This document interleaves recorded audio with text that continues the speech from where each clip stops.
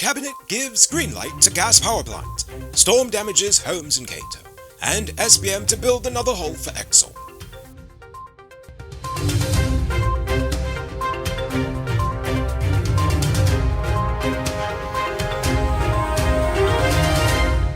I am Noriko Bulford, and this is Uncut News. Do you see news happening? Send us a tip on WhatsApp at 592-659-6151. The government has issued its no objection to the ranking of CH4 Lindsayka as the #1 ranked group to build a 300 megawatt combined cycle power plant and natural gas liquids plant at Wales on the west coast under an engineering procurement construction contract. Cabinet's no objection will now allow negotiations to proceed to conclude an EPC contract. Power China was ranked #2 and may be engaged if negotiations fail to conclude a contract with Lindsayka by the end of November. So, fingers crossed, otherwise we're going to have a Chinese-made plant. On a related note, Hardeep Singh Puri, India's Minister of Petroleum and Natural Gas and Minister of Housing and Urban Affairs. Oh my, that's a broad portfolio. I mean, those aren't even related.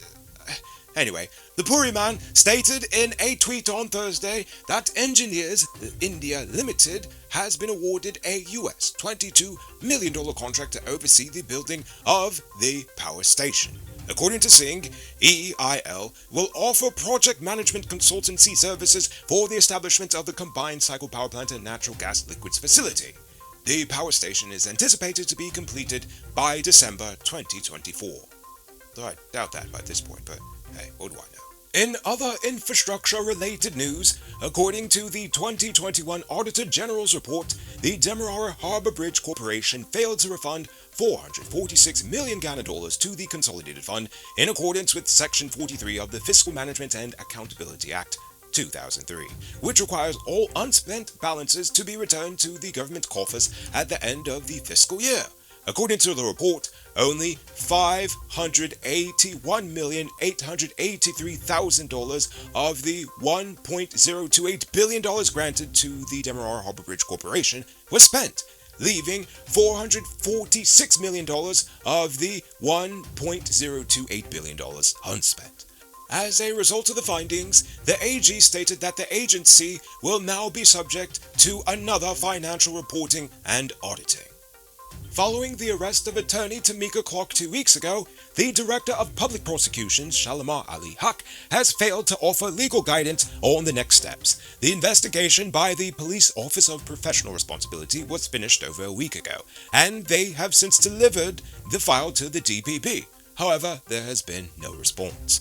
Clock has already filed a lawsuit against Soku, demanding damages and numerous statements in the aftermath of her unjust detention on October 28th.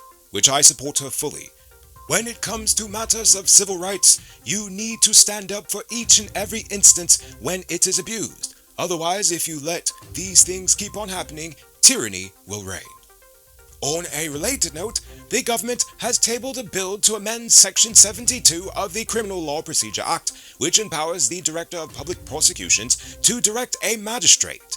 The CCJ had earlier this year ruled in the local case of Marcus Bisram versus the Director of Public Prosecutions that a law that renders a magistrate's professional decision-making subject to the dictates of another official is completely unconstitutional in nature. Therefore, it was struck down. It's November, which means it's officially robbery season. That's why you need to get security for your home and business through Sheriff Security Service. Sheriff Security offers well-trained guards, armed and unarmed patrol, marine patrol, K9 services. These people even got drones. Why? Because your security is their highest priority. You've seen the rest. Now hire the best. Hire Sheriff Security Service today. Now it's time to tell you about Best Buy's Car of the Week. Currently on sale is this 2016 Toyota Crown Athlete. It comes with Bluetooth mug rims, new tires, TV, CD, stereo fog lamps, back camera, and much, much more. Buy cash for $9.95 million, or pay as low as $1.99 million down, with around $170,000 monthly for 5 years, and it is yours. Call or WhatsApp 662-0844 for more info. Or visit their showrooms at Lot 171 Peterborough Street, Queenstown, or Lot 2 Lamar Street, and tell them they're good send you for this sweet deal. Now for news from the interior.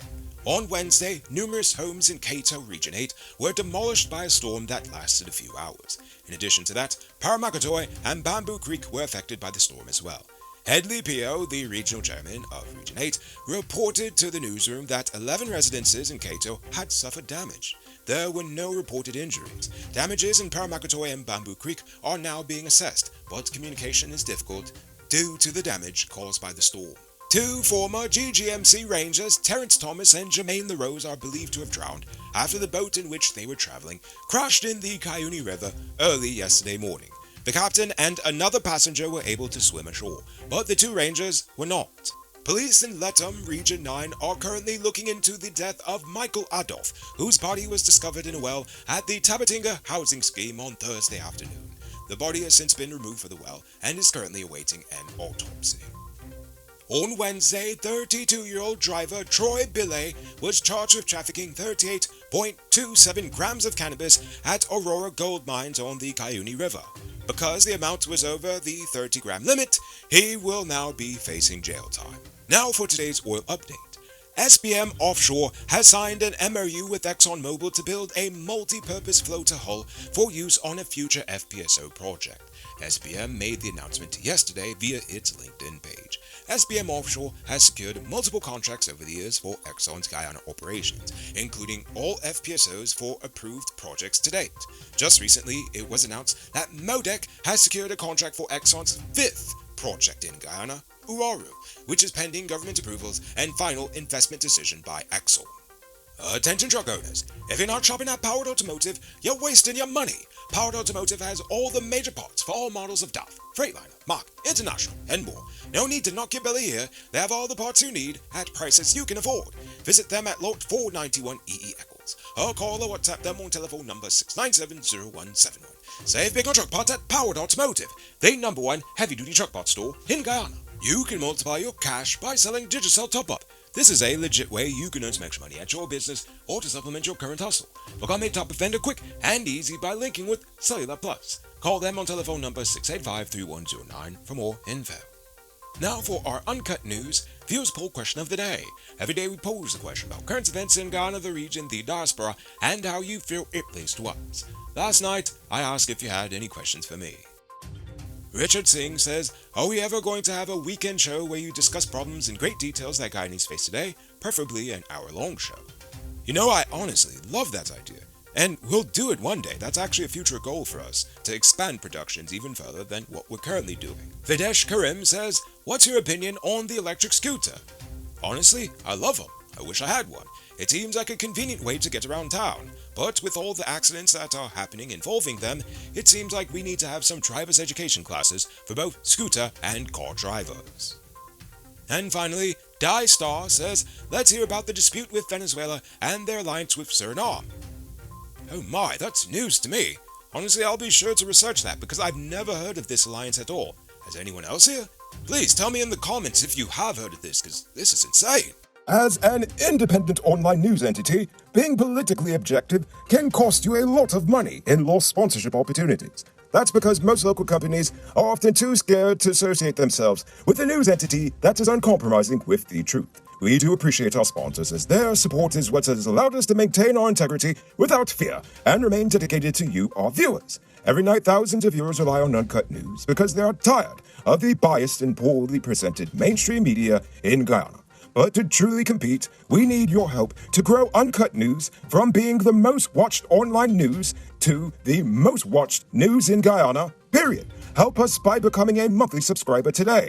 There are special rewards at every subscription level, including your name in the credits, personalized gifts, and more. Your monthly contribution helps us to stay independent by spending less time worrying about paying the bills and more time on keeping you informed. So click the link in the description of this video and become a subscriber today. Now for tonight's question. How do you feel about the prospect of us having this new gas-to-energy plant? Do you think it will live up to the hype, or will it just be a failure like Skeldon? Or will it be somewhere in between? I honestly want to hear from you all about this. So I want you to think about that question. Tell us in the comments below. If your response is good enough, we just might feature it in our next episode.